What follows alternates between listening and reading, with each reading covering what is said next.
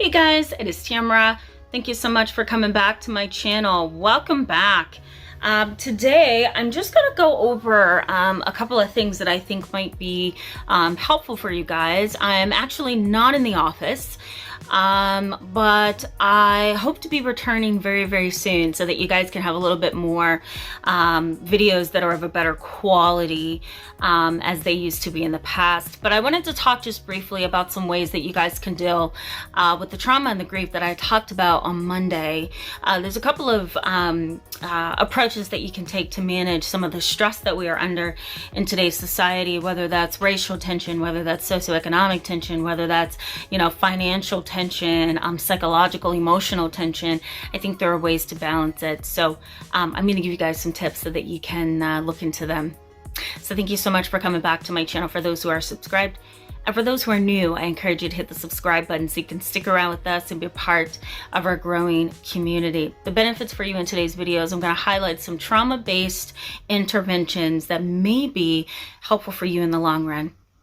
So I've talked about trauma-based tools and interventions before in the past on this channel, and I'll go ahead and link some down in the description box for you.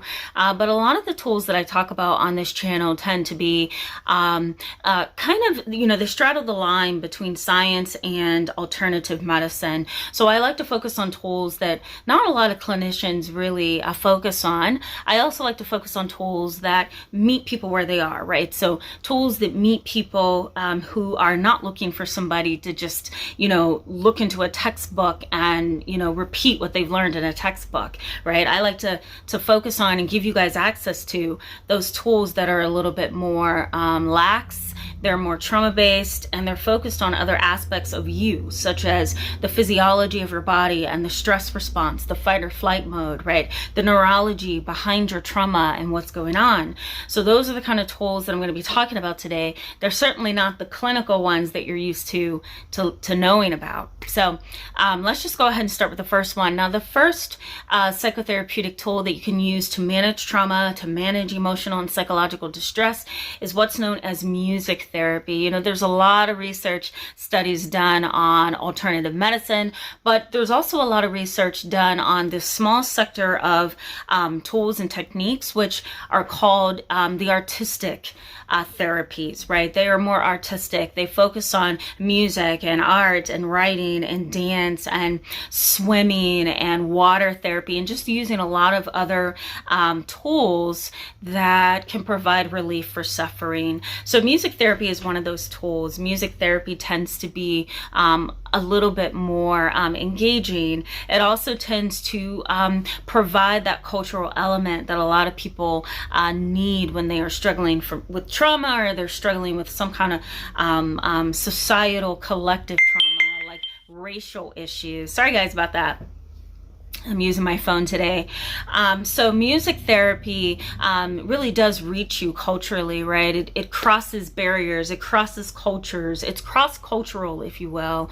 And it tends to focus on a variety of cultures, not just one. Music really does have a way that it meets you wherever you are, Music also does something to the brain. It tends to impact or influence the pathways, the nerve pathways that are essential for memory and processing things and processing emotions. There's been some studies done on traumatic brain injury, which is when something has actually traumatized or traumatically injured the actual brain, right? So it could be a concussion, it could be, some kind of, brain injury that resulted in loss of memory, amnesia.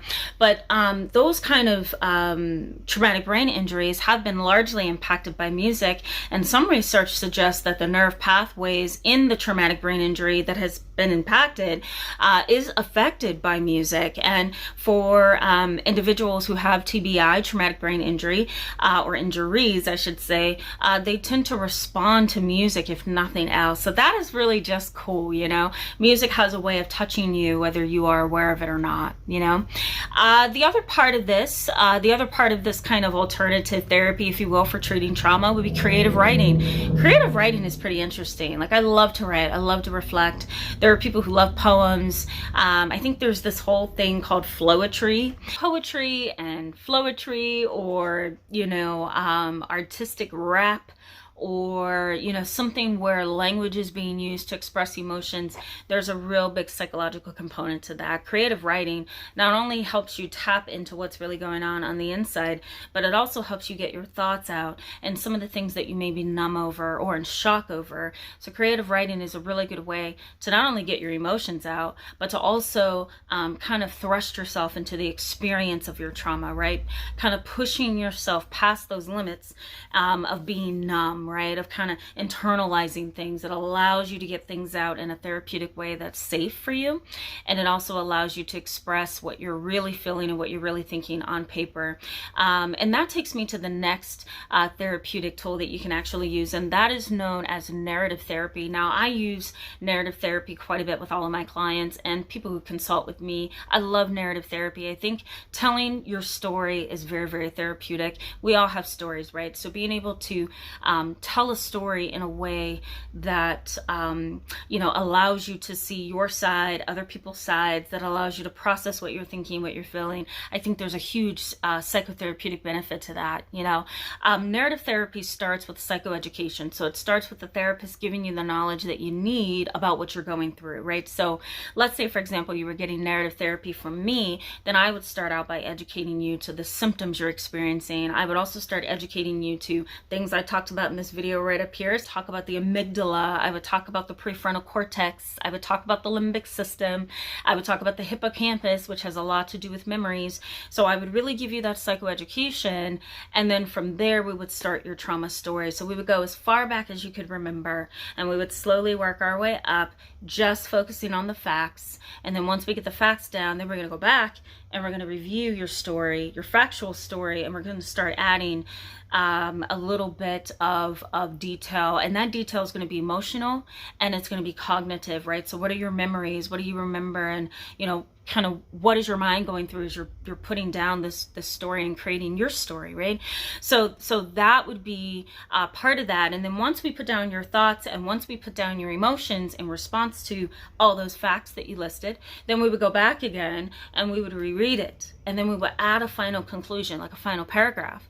And in that final paragraph, we're going to talk about how you feel now at this point, now that you've done your story. What do you see came out of all of that for yourself? And then we would go from there. So narrative therapy is very, very powerful. I think, telling your story and being able to tell your story is therapeutic. And it's particularly therapeutic for races of people and groups of individuals and certain individuals who may not be able to quite verbalize what they're going through and the trauma that they're experiencing. So, for example, for George Floyd's family, maybe talk therapy alone is not going to be enough. So maybe they need narrative therapy, where they see a trained psychotherapist in trauma who's certified and can provide that additional support using narrative therapy. Maybe they need to tell a story and then review that story and then look at the details, look at the emotions, the thoughts, and look at some of their interpretations of it all before they can heal, So narrative therapy can be very, very powerful. Now, there's another kind of therapy that's important as well, and some people utilize this above all else, and it's called biblical trauma-based counseling. And actually, I think it's the American Biblical Society or the Bible Society of America. I will put a link down in the description box if you're interested. This particular approach is more biblically based. It's focused on Christianity. It has Christian roots. Some people call it a cult, which is, I'm not for cults. So, I'm not supportive of cults. I think they are very traumatizing. But, the basis of some of these approaches in this organization is well understood, okay? And in this organization, they have a biblical foundation, and they're really utilizing scripture, community, and group, as well as storytelling and education to heal.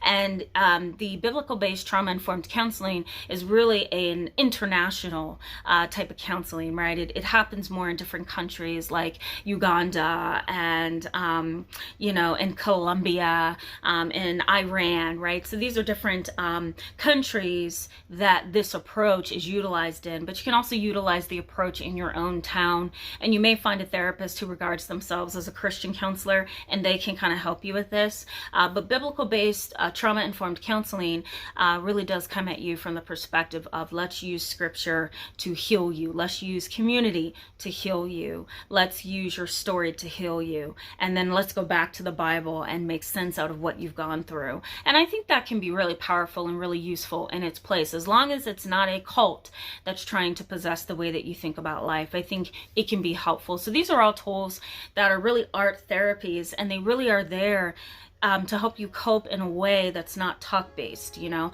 maybe that's not going to work for you. Maybe you need something else. So I encourage you to do a little bit more research and education on these particular tools, and I'm going to post them in the description box, so go ahead and take a look there. Thank you so much for being with me today, guys, in this video. Go ahead and give it a thumbs up and hit that subscribe button if you want to stick around. All right, bye-bye.